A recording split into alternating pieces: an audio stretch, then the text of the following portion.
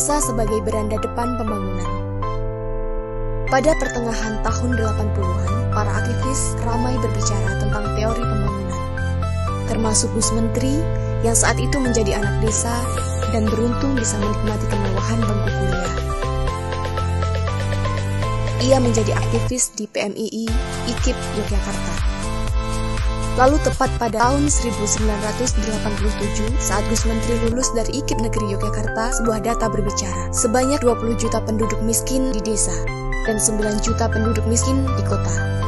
Rilis BPS terbaru per Januari 2020 menerangkan bahwa data per September 2019 adalah 14,9 juta warga miskin di desa dan 9 juta warga miskin di kota.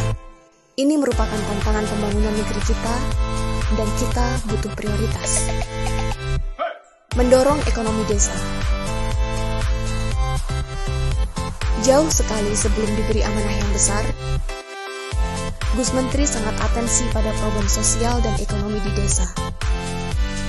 Baik pada saat posisi pimpinan DPRD Kabupaten Jombang, maupun saat menjadi pimpinan DPRD Jawa Timur. Dan tentunya pada kapasitas kebijakan legislasi.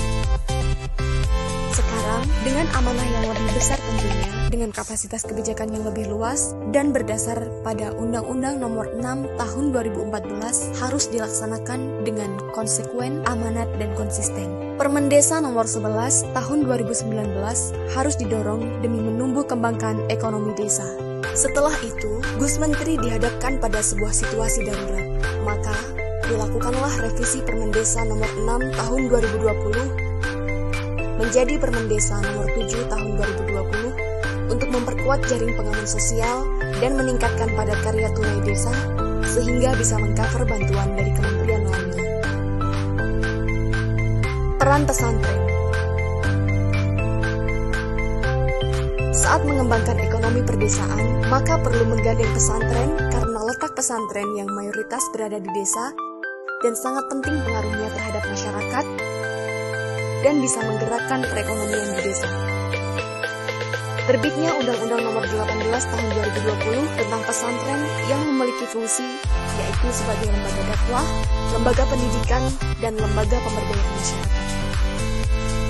Pendidikan sebagai katalisator.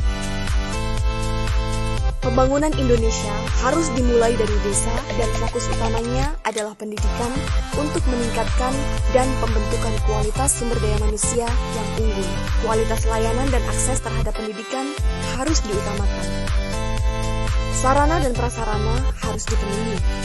Dan yang tidak kalah pentingnya adalah kesejahteraan guru harus dijaga dan diperhatikan.